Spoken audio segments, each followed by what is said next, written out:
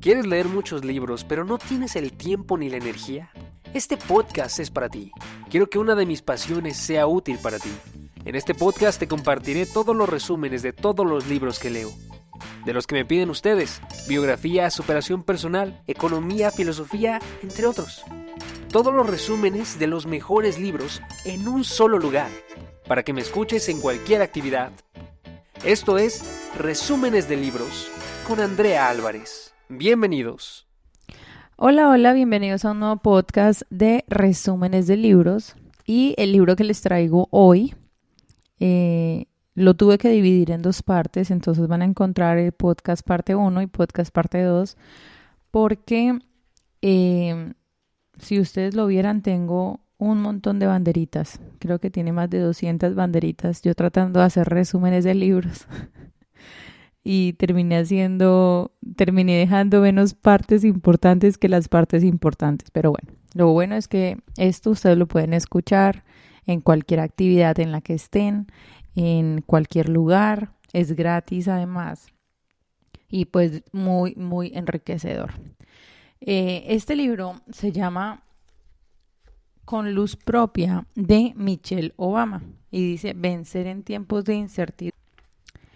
Y pues es como una guía o un manual de supervivencia, digo. Es una guía y un manual para aprender a sentirnos cómodos con nosotros mismos, para empoderarnos en medio de la adversidad, para dejar atrás muchas creencias limitantes, muchos bloqueos, muchas ideas que nosotros mismos nos hacemos de nosotros mismos y que también nos han impuesto. Entonces ella dice que cómo es posible que una niña negra del sur de Chicago, de donde ella nace, prácticamente como en un suburbio, logró ser la primera dama de los Estados Unidos con un récord de una imagen impresionantemente favorable, con 2 libros súper ventas, siendo inspiración, teniendo fundaciones. ¿Cómo ella logró eso? Entonces cuenta a lo largo del libro historias de cómo fue criada, así que ojos los papás que me están escuchando, requieren escuchar todo mi podcast, parte 1 y parte 2, y además comprar y leer el libro. Cuenta ella cómo la crianza que le dieron sus padres fue fundamental y prácticamente ha sido la ruta que ella se ha marcado para tener un carácter, una coraza, una mentalidad absolutamente fuerte, donde no la dejan derribar cualquier cosa, donde los fracasos o las frustraciones ella las convierte en una oportunidad para seguir creciendo, y todo eso nos lo va a contar a lo largo de este libro. Este libro ella lo divide en 3 partes. La primera parte, que es donde ella empieza a contar algunas de las historias cuando era pequeña y de cómo la ven las personas y cómo se ve ella. La segunda parte, ella habla de mi mesa en la cocina, un buen equipo, y te presento a mi madre, que ella acá cuenta de todos los amigos que tiene, de por qué tener un amigo es súper necesario y cuáles son esas clases de amigos que nosotros deberíamos tener. Entonces nos dicen, no se trata de cualquier amigo, se trata de a quién sientas tú en tu mesa de la cocina, que es como la mesa de compartir lo más privado. Esa es una de las... Si me pusieran a escoger entre los 3 partes del libro, elegiría la segunda. Y la tercera parte, que es la que vamos a hacer en la parte 2 del podcast, es todo lo que somos, la coraza que llevamos y elevarse. Entonces después acá ya dice que todo lo que somos son esas cosas negativas y positivas que al parecer nosotros vemos como negativas, y otras que nosotros creemos positivas que no son tan positivas. Nos quita ahí una venda de los ojos. Y después nos dice que eso nos lleva a formar la coraza que llevamos. Y dependiendo de la coraza que tengamos, nos vamos a elevar. Entonces es una parte súper bonita, sobre todo si eres padre de familia de adolescentes. Te va a apoyar muchísimo, muchísimo. Porque los adolescentes, o cuando estamos en la etapa de la adolescencia, no nos creemos merecedores, nos creemos insuficientes, nos creemos feos, tenemos la autoestima súper baja, nos vivimos comparando. Es un efecto natural del cerebro, pero entonces acá ella te da unas herramientas súper maravillosas para que sepas llevar esto en tus adolescentes y en ti mismo, cómo dar ese ejemplo, cómo enseñar algo que yo no soy. Entonces ella acá nos explica. Así que sin más preámbulos, vamos a empezar con la primera parte del libro. Y ella nos cuenta en la introducción que ella escribe este libro porque ha estado pensando mucho en cosas, en ciertas cosas. Y esas cosas es en lo que llevamos con nosotros, en lo que nos mantiene en pie ante la incertidumbre y en cómo encontramos nuestras herramientas y nos apoyamos en ellas, sobre todo en momentos de caos.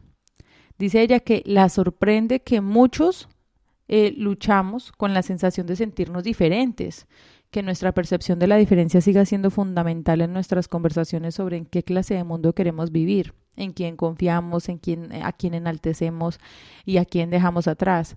Que estas son preguntas súper complicadas y que es muy agobiante en esta sociedad el sentirse orgulloso y el llevar con luz el ser diferentes. Y dice que con frecuencia el hecho de ser diferente se parece al entrar en una habitación.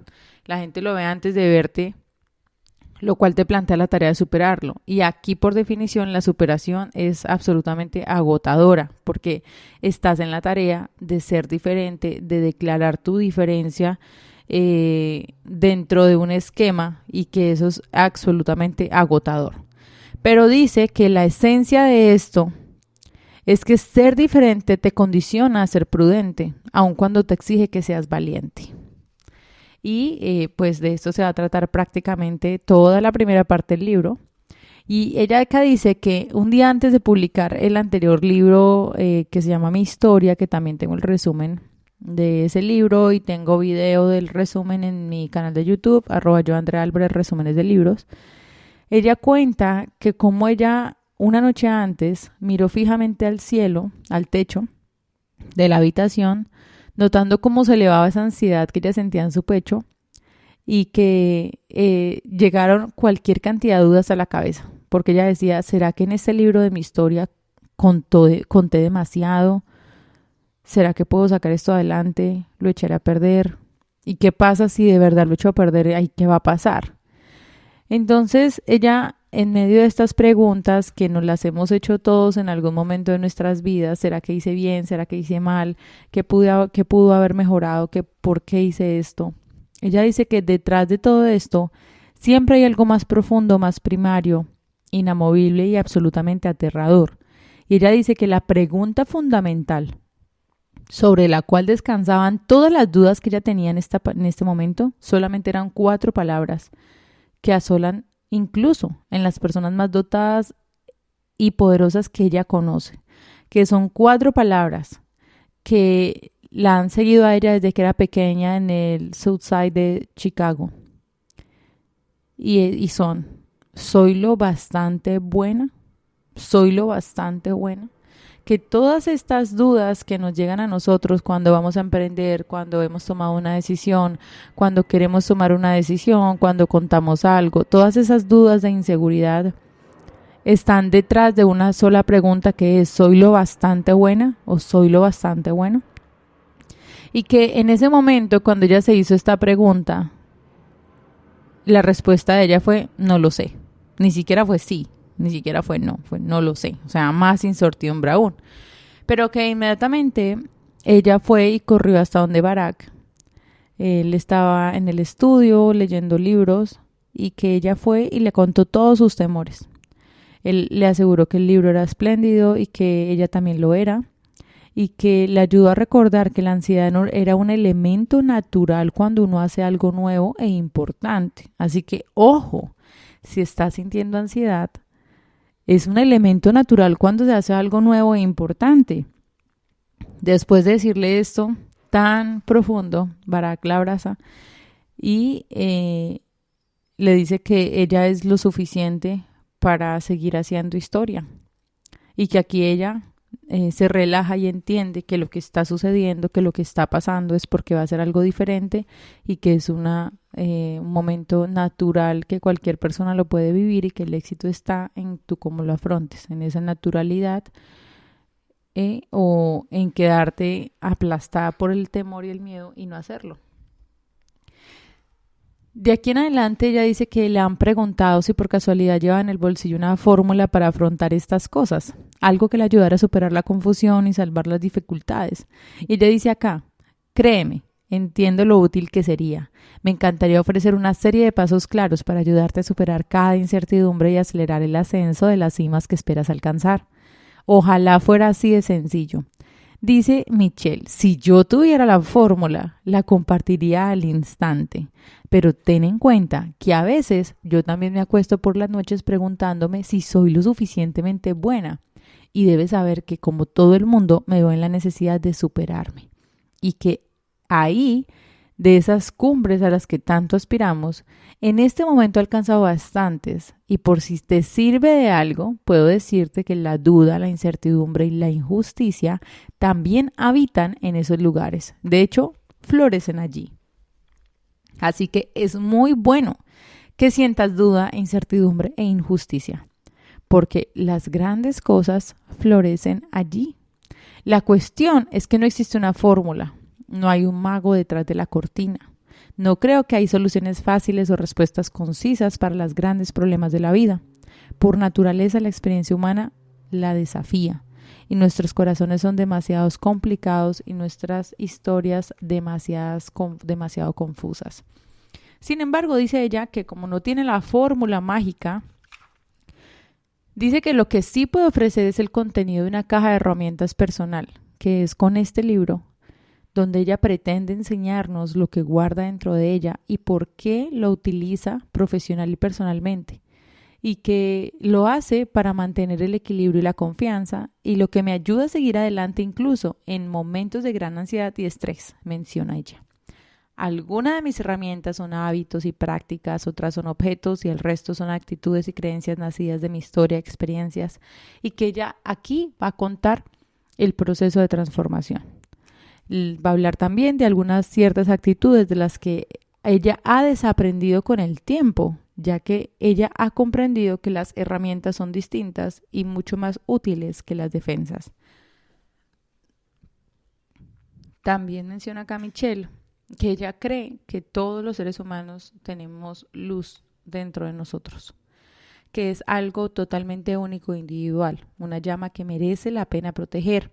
Y cuando reconocemos nuestra propia luz, adquirimos poder para utilizarla. Cuando aprendemos a potenciar lo que es único en la gente que nos rodea, somos más capaces de crear comunidades compasivas y propiciar cambios importantes. Es la primera parte de este libro, examinar el proceso de encontrar la fortaleza y la luz dentro de uno mismo. En la segunda parte, que también la vamos a ver en esta primera parte del podcast, abordará nuestras relaciones con los demás y nuestras ideas sobre el hogar, mientras que en la tercera parte pretende entablar un debate sobre cómo podemos reconocer, proteger y fortalecer nuestra luz, sobre todo en tiempos difíciles. Así que es un libro supremamente maravilloso e interesante. Ella empieza la primera parte contándonos qué fue lo que le ayudó a ella a calmar una mente ansiosa. Ella en esta primera parte dice que se llama el primer capítulo de la primera parte, se llama El poder de lo pequeño. Y ella acá cuenta cómo parte del trabajo de un progenitor es proyectar una pizca más de certeza, aunque te tiemblen un poco las rodillas, aunque en privado te cause ansiedad, muchas cosas más importantes que llevar a tus hijas de vuelta a sus amigos. Aun cuando estás inquieto, expresas en voz alta tus mayores esperanzas. Y ella dice que esto sucede en todos los ámbitos de la vida, que siempre que tú haces algo, por más preparado, por más seguro que estés, siempre va a haber como esa pizca de ansiedad de que algo puede salir mal o qué tal que suceda X cosa o lo otro, etcétera. Sin embargo, ella acá nos cuenta cómo empezó a sufrir de cierta ansiedad cuando dejó la Casa Blanca.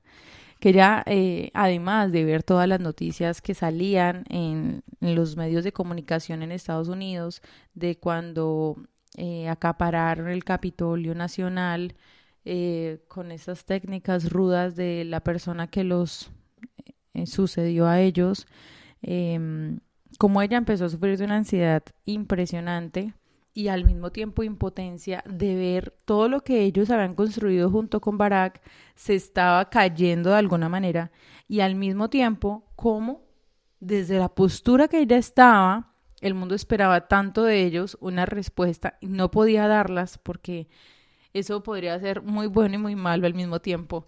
Entonces, que era un momento de frustración impresionante. Sin embargo, ella acá confiesa cómo una de las cosas que le apoyó a esto fue mantenerse ocupado.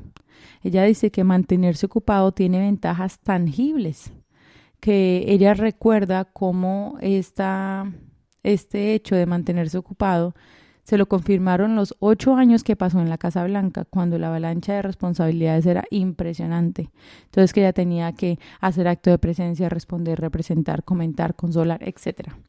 Pero que este aspecto de estar ocupado es una herramienta, es como ponerse una coraza. Y si alguien dispara flechas en tu dirección, es menos probable que te alcancen, porque simplemente no hay tiempo.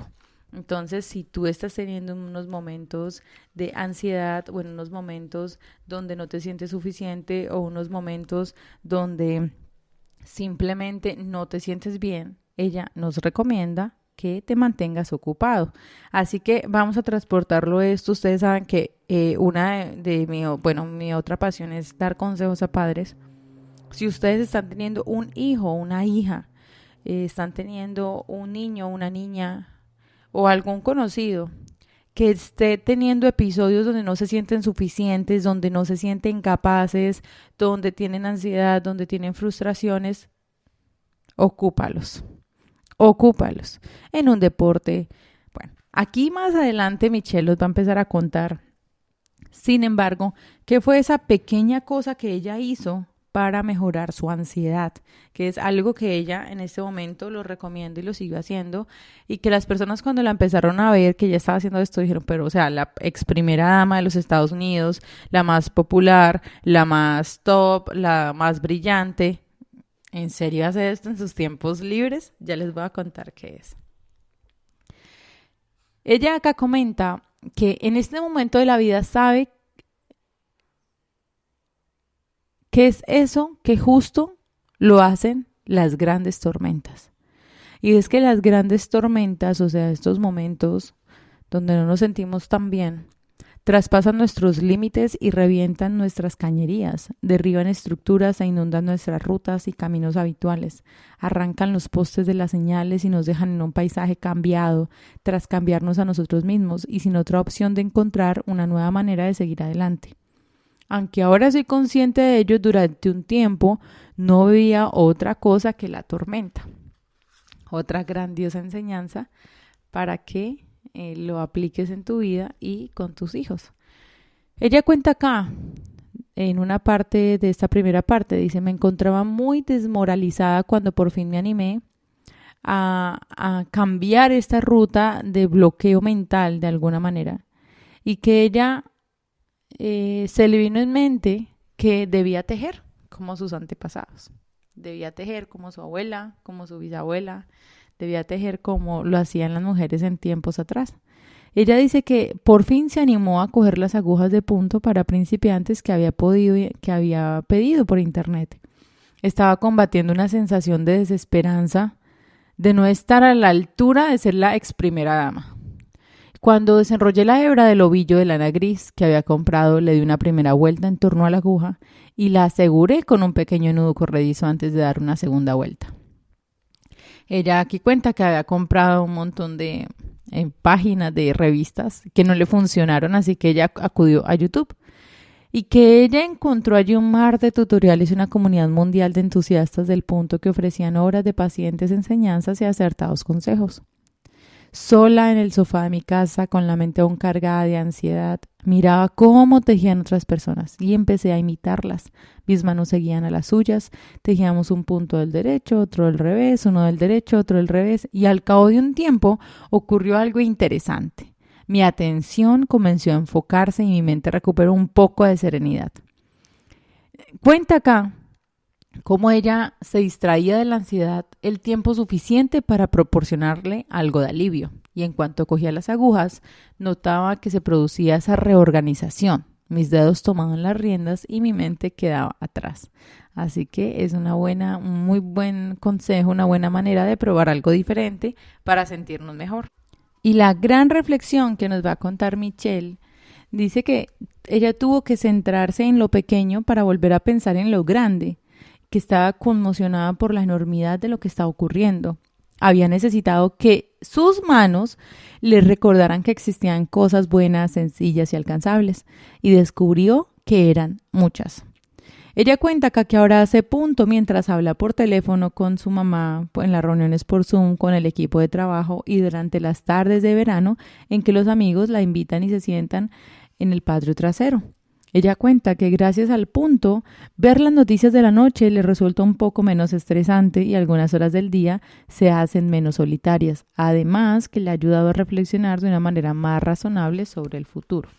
Ella cuenta acá que ha aprendido que cuando todo empieza a parecerle grande y por lo tanto aterrador e insalvable, cuando llega al extremo de sentir, pensar o ver demasiado, toma la decisión de centrarse en lo pequeño. Y cada vez, dice, que las circunstancias empiecen a agobiarte, ella recomienda que desvíes tu atención en la dirección opuesta, hacia lo pequeño. Busca algo que te ayude a reordenar tus pensamientos, un remanso de paz donde puedas permanecer un tiempo. Con esto, ella dice acá que no se refiere a que te quejes sentado pasivamente frente al televisor o navegando en el móvil. Dice, busca una actividad dinámica que requiera que uses la mente, pero también el cuerpo. Concéntrate en un proceso. Perdónate por resguardarte temporalmente de la tormenta.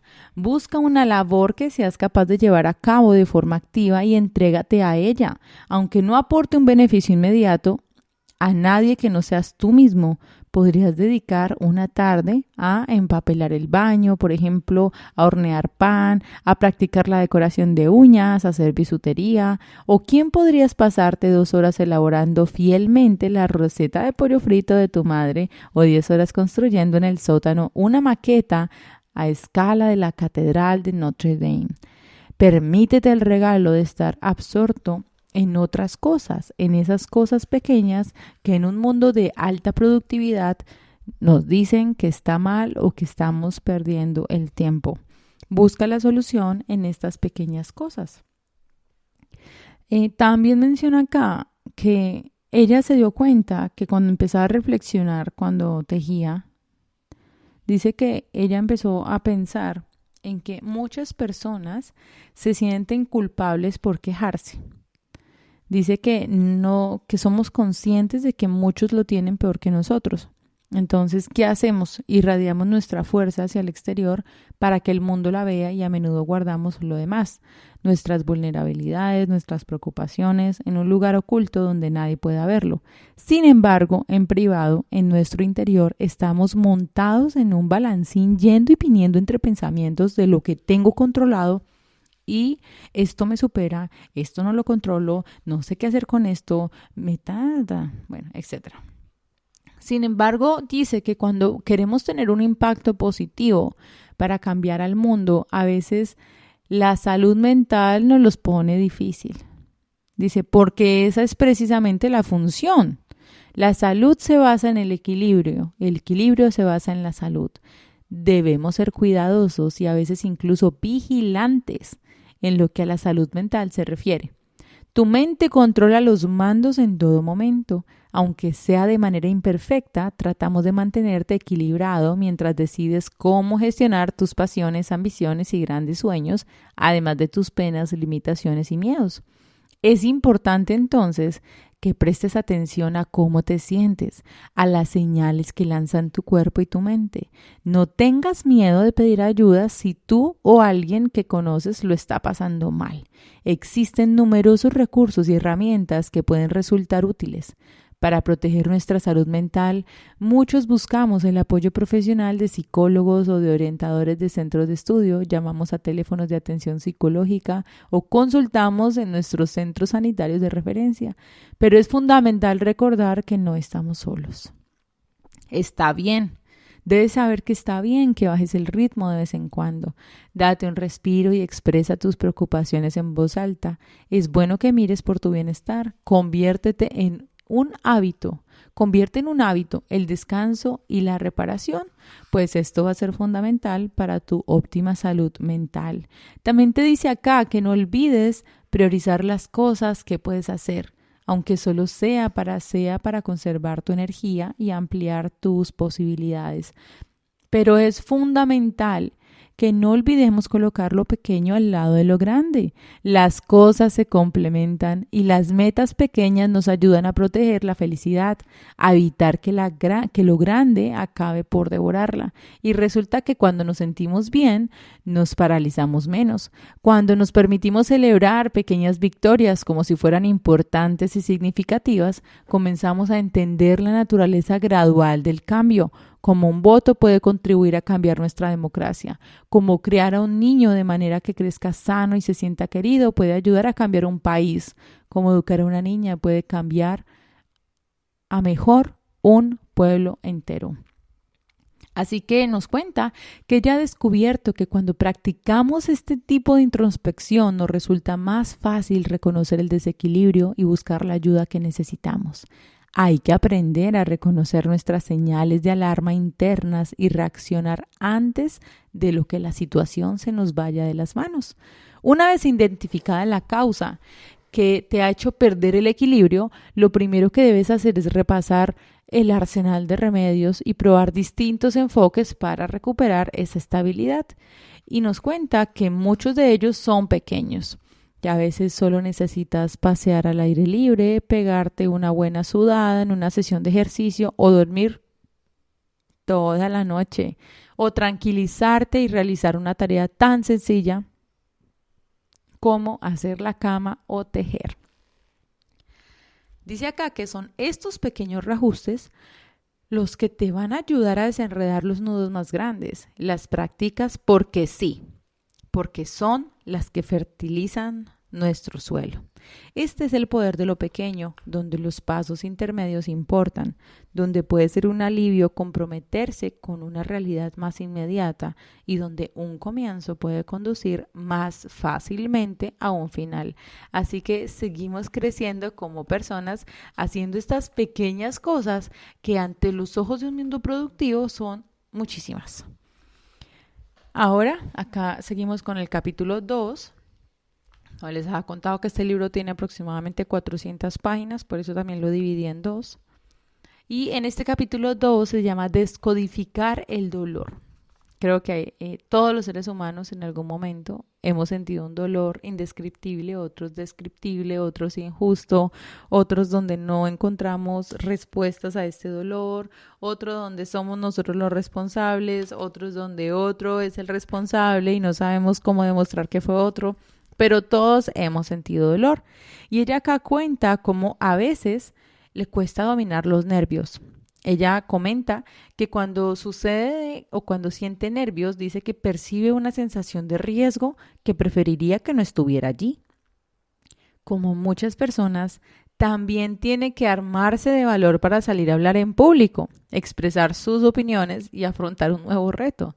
Que casi todo lo que ella describe en este libro es un miedo abstracto, miedo a pasar vergüenza o al rechazo, preocupación porque las cosas salgan mal o alguien resulte herido.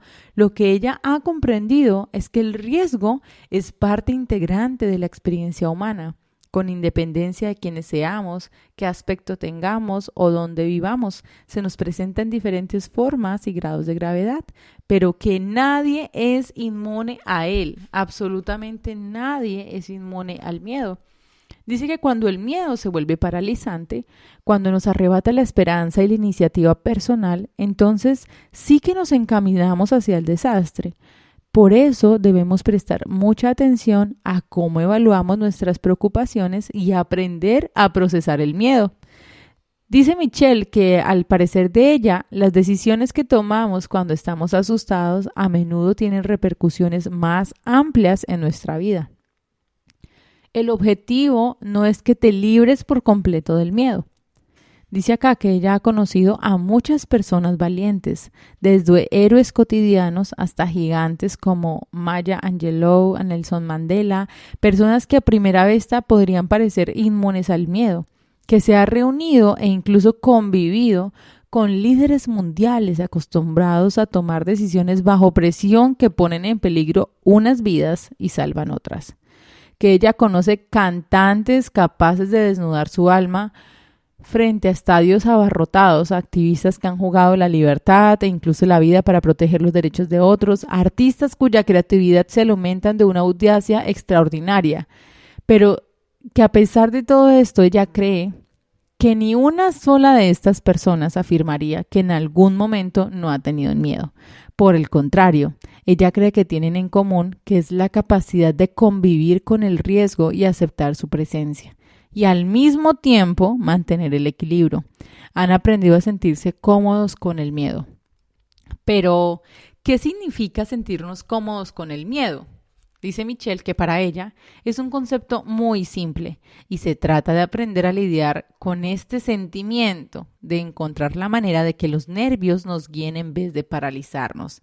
Se trata de mantener la calma en presencia de los zombies y los monstruos con los que nos topamos inevitablemente en la vida, para enfrentarnos a ellos de un modo más racional y de confiar en nuestra propia valoración sobre qué es perjudicial y qué no. Y aquí más adelante nos va a comentar que el miedo es muy potente desde el punto de vista fisiológico, porque nos sacude como una descarga eléctrica que pone el cuerpo en alerta. Dice que con frecuencia nos asalta cuando enfrentamos a situaciones nuevas o nos encontramos frente a personas y sensaciones también nuevas, y que la ansiedad es una prima hermana del miedo, pero que esta es más difusa y quizás nos afecta aún más por su capacidad de alterarnos los nervios, incluso cuando no existe una amenaza inmediata, cuando solo nos imaginamos los posibles resultados negativos de las cosas y cuando tememos lo que puede pasar. Sin embargo, cuando saltamos de la infancia a la madurez, las preguntas siguen siendo en esencia las mismas. Analízalo. Te preguntas, ¿estoy a salvo? ¿Qué está en juego? ¿Puedo permitirme hacer mi mundo un poco más grande aceptando algo nuevo? Y dice acá que a medida que nos hacemos mayores, nuestra respuesta al miedo, al estrés y a todo aquello que nos intimida se va matizando. Y la evitación es el equivalente adulto de los chillidos de un niño. Puede que no solicites un ascenso en el trabajo por no significarte, o no cruces una habitación para presentarte a una persona a la que admiras, o no te matricules en un curso que supondría un desafío para ti, o no entables conversación con alguien de cuyas opiniones políticas o religiosas no sabes nada. Al aferrarnos solo a lo conocido, empequeñecemos nuestro mundo. Renunciamos a la posibilidad de crecer como personas. Y creo que vale la pena que te preguntes: ¿tengo miedo porque corro un peligro real o simplemente porque me encuentro ante algo nuevo? Dice acá que cuando nos preguntamos esto, descodificamos el miedo. Y esto implica detenernos a analizar nuestros instintos, a examinar qué nos intimida y qué nos despierta mayor atracción, y lo que es más importante, por qué nos sentimos intimidados o atraídos por ellos.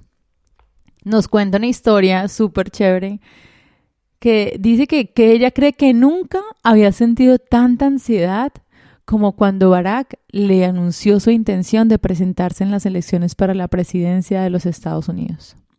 Ella cuenta acá cómo la perspectiva le pareció realmente aterradora, y que lo que es peor aún, durante la conversación intermitente que se mantuvieron a lo largo de algunas semanas a finales del 2006, dice ella acá que me dejó claro que la decisión dependía de mí. Me quería, me necesitaba, yo era su compañera y por lo tanto, si consideraba la iniciativa demasiado arriesgada o temía que acarreara demasiados problemas a la familia, estaba en mi mano arrancarla de raíz. Así que ella cuenta que se pasó un par de semanas rumiando esta idea aparentemente absurda e intimidante. Le daba vueltas en el trayecto a la oficina, durante las sesiones de ejercicio en el gimnasio, le daba vueltas mientras arropaba a sus hijas a la hora de dormir, mientras estaba tendida en la cama al lado del marido. Dice acá, lo reconozco, estaba muerta de miedo. Que ella cuenta que se repetía a sí misma que quería un alivio, que sentiría un gran alivio si dijera que no. Si decía que no, las cosas se quedarían tal como estaban. Seguiríamos cómodamente instalados en nuestra casa, en nuestra ciudad, en los empleos que ya tenían, rodeados de las personas que ya conocían, no habría cambios de colegio, de residencia, de ningún otro tipo. Pero ahí estaba. Por fin había salido a la luz lo que el miedo intentaba encubrir. Y es que ella no quería cambios. No quería sufrir incomodidad, ni incertidumbre, ni pérdida de control. No quería que ni el esposo se postulara para presidente porque no había manera de predecir y ni siquiera imaginar qué nos depararía la experiencia. Dice acá que ella albergaba preocupaciones legítimas y por supuesto que era lo que le daba miedo en realidad. Entonces que ella empezó a pensar, pero ¿qué es lo que realmente le da miedo? Lo que me da miedo. Hasta que descubrió que lo que le daba miedo de tomar esa decisión era la novedad. Dice acá que cuando ella se percató de esto, la ayudó a pensar con mayor claridad. En cierto modo, hizo que la idea le pareciera menos absurda, menos intimidante. Dice que ella compartió esto con Barak y que Barak también descubrió que una de las cosas que más lo tenía ansioso era la novedad. Dice acá que ella se acordó a ella misma de que los dos habían afrontado numerosos cambios y novedades a lo largo de nuestra vida. Cuenta que cuando eran adolescentes abandonamos la seguridad de nuestras familias para ir a la universidad. Luego, ellos emprendieron nuevas trayectorias profesionales, fueron las únicas personas negras en muchas situaciones y que habían sobrevivido, que Barak ya había perdido y ganado otras elecciones, que habían lidiado con la infertilidad, con la muerte de progenitores y con el estrés de criar a 2 hijas que eran tan pequeñas. ¿Se habían provocado ansiedad a la incertidumbre? Claro, muchas veces, dice ella, pero esta pregunta fue lo que finalmente la convenció y que hoy en día ella, al recordar esto, dice que le resulta extraño pensar que si se hubiera dejado llevar por el miedo, habría podido alterar el curso de la historia. Pero entonces ella hoy se siente orgullosa de haber dado ese paso de riesgo, de haberse recordado y haberse dado cuenta de cuántas veces estuvo en la misma situación y que se arriesgó. Entonces, ¿por qué no arriesgarse ahorita? Y que de no haber sido así, ella pudo haber cambiado el rumbo de la historia y no pudo haber vivido todo lo que vivió y todo lo que ha servido al mundo ella y su familia. Dice acá que nuestros sufrimientos dan lugar a nuestros temores y nuestros temores dan lugar a nuestros límites. Ella menciona que ahora la asombra pensar en todas las oportunidades que se habría perdido si hubiera dicho que no a la iniciativa de Barak. Todas las personas que no habría conocido, las experiencias que no habría vivido y las cosas que no habría aprendido sobre su país, sobre su mundo. ¿Qué hubiera sido si no se hubiera permitido que el miedo se interpusiera? Y dice acá, ojo papás, agradezco a mis padres que hicieran cuanto estaba en su mano para romper el ciclo del miedo y por evitar que heredáramos sus límites. Dice que ella ha aprendido que la eficiencia es la otra cara de la moneda del miedo. Dice que la eficiencia era una forma de garantizar la seguridad y saber cómo dar un paso adelante a pesar de los nervios, y esto constituía una protección en sí misma. Menciona que sus padres fueron algo absolutamente determinante para el éxito de ella, porque sus padres entendieron la importancia de dejar a un lado sus temores y que ella descubriera por sí sola sus capacidades. Dice que los padres infundían en ella, que ellos tenían una fe impresionante en ella y una sensación de orgullo y de independencia, y que esto se lo transmitieron a ella, netamente por la energía y por cada uno de los actos que ellos hacían a diario. Y que ella hoy siente como este orgullo y esta independencia que los padres la hacían ver en ella, estas dos cualidades que se convertirían hoy en día en piedras angulares para su desarrollo como un ser humano autónomo y líder como lo es. También dijo que ella recuerda mucho como su madre le había enseñado a sentirse cómoda con el miedo y que esta idea la ha acompañado durante la crianza de las dos hijas, que ha hecho que ella se pare a pensar cada una de las veces que ha tenido que luchar contra el feroz y arraigado impulso de protegerlas de todas las cosas aterradoras e hirientes de este mundo, que en cada etapa del camino ella ha tenido que ganas de apartar a sus enemigos, de eliminar los riesgos a los que se enfrentan, a guardarle las espaldas contra las amenazas que cernían sobre ellas, que ella es consciente de que esta tentación es fruto de un instinto primario y de su miedo. Así que en vez de creer en ese miedo, ella intenta hacer como hacía su madre y quedarse en ese patio delantero mientras ellas encuentran su propio camino para convertirse en personas independientes, con confianza en ellas mismas y que al mismo tiempo refuerzan su seguridad tomando sus propias decisiones. Así que ella hace lo que le enseñó su madre, y es impedir que nuestros hijos sientan miedo. En realidad, impedimos también que se sientan capaces. Así que es bueno que tú acompañes a tus hijos a que sientan miedo, porque cuando los sientan y los afrontan, se sienten capaces de hacer cualquier cosa. Dice acá que es otra cosa que ella ha aprendido, y es de la duda que surge de dentro. Menciona acá que tu parte miedosa siempre intenta apoderarse de los mandos y cambiar el rumbo. Y su función consiste en imaginar catástrofes, asustarte para que dejes pasar oportunidades y torpedes tus sueños, porque entonces es más probable que te quedes en el sofá de la casa, cómodo y pasivo, sin correr el menor riesgo. Por consiguiente, desafiar el miedo casi siempre implica desafiar una parte de ti mismo.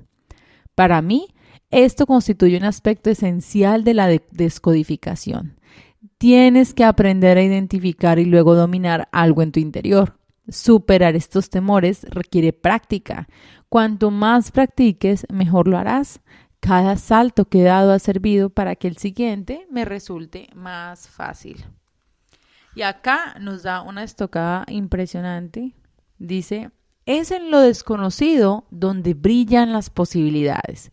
Y si no corres ese riesgo, si no superas un par de sacudiditas, te estarás privando de tus oportunidades de transformación. Creo que realmente vale la pena conocer tu parte miedosa. ¿Por qué? Bueno, para empezar, debes tener claro que tu parte miedosa nunca te va a abandonar. No puedes deshacerte de ella. Está poco menos que integrada en tu psique y te acompañará en todos los escenarios que pises, todas las entrevistas de trabajo a las que acudas y todas las nuevas relaciones que empieces. Está ahí y no piensa callarse. Así que es bueno que andes con ella y la conozcas. Tu parte miedosa es, en pocas palabras, una compañera de por vida que no has escogido. Y para que te quede más claro, ella tampoco te escogió. Llevo conviviendo con mi parte miedosa 58 años ya, dice acá. No nos entendemos, pero me hace sentir incómoda y le gusta verme débil. Y todos los días intenta convencerme de que no sé lo que me hago. Todos los días intento llevarle la contraria, al menos anularla con mis pensamientos más positivos. Pero aún así, sé que no se irá.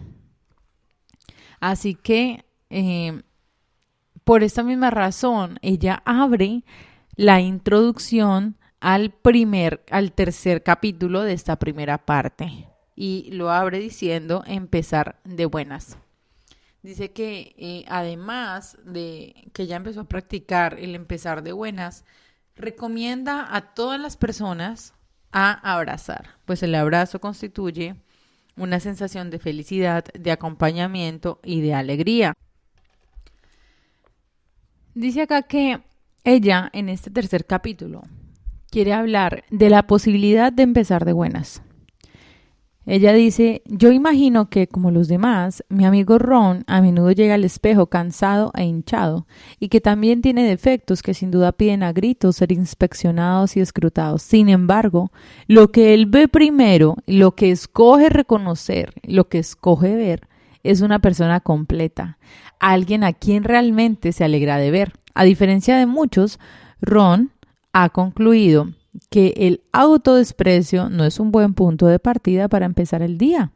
Así que él empieza su día con una fuerza discreta, eficaz, está libre de fanfarronería hueca y que siempre se plantea ante el espejo cuando se despierta es: hola, colega.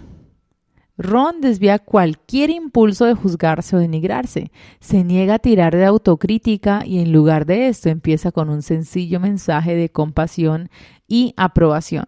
Y se trata de un saludo amistoso y punto. 2 palabras pronunciadas con cariño y por este motivo quizás sea algo que nosotros podríamos intentar.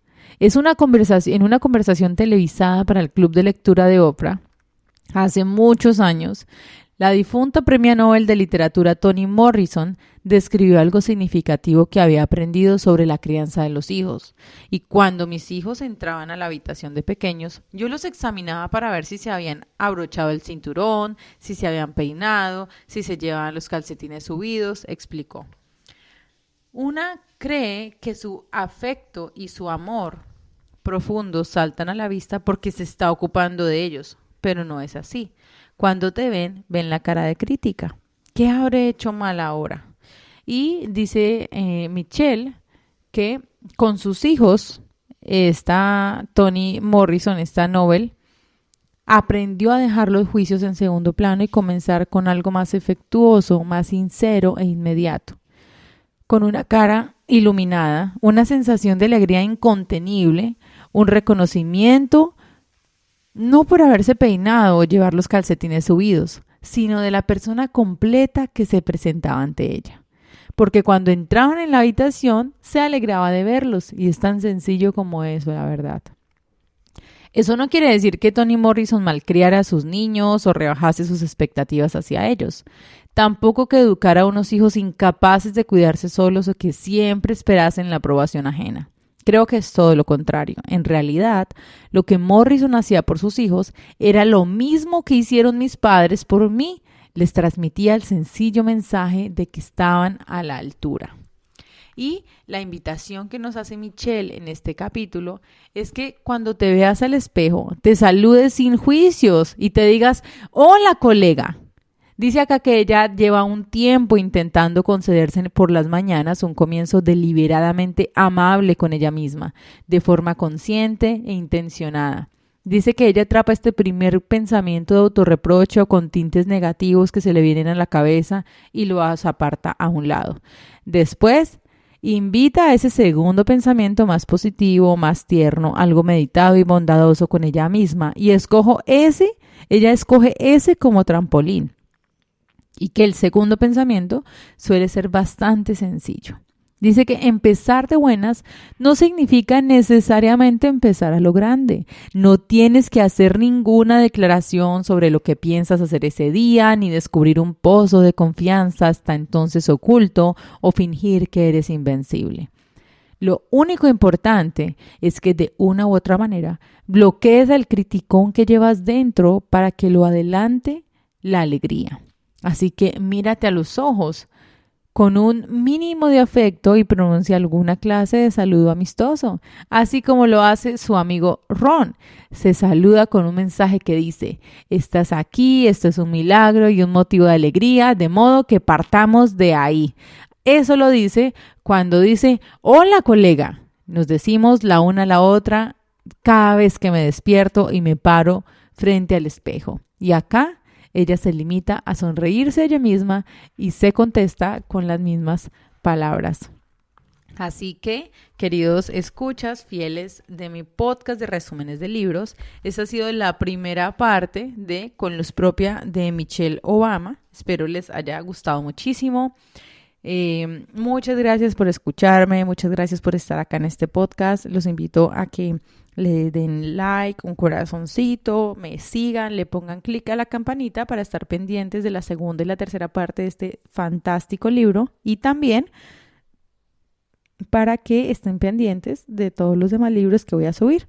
También les invito a que me sigan en mis redes sociales porque ahí hago las encuestas de cuáles son esos resúmenes, esos libros de los cuales a ustedes les gustaría que yo hiciera resumen. Entonces, los espero por allá, en todas mis redes sociales, en todas las plataformas, @yoandreaálvarez, así con la pegada, con V-Z, yo, Andrea Álvarez. Muchísimas gracias por escucharme, muchas gracias por estar acá, muchas gracias por aprender y tomar una decisión para llevar tu vida diferente. Nos vemos en el siguiente podcast. Chao, chao. ¿Quieres leer muchos libros, pero no tienes el tiempo ni la energía? Este podcast es para ti. Quiero que una de mis pasiones sea útil para ti. En este podcast te compartiré todos los resúmenes de todos los libros que leo, de los que me piden ustedes: biografía, superación personal, economía, filosofía, entre otros. Todos los resúmenes de los mejores libros en un solo lugar, para que me escuches en cualquier actividad. Esto es Resúmenes de Libros con Andrea Álvarez.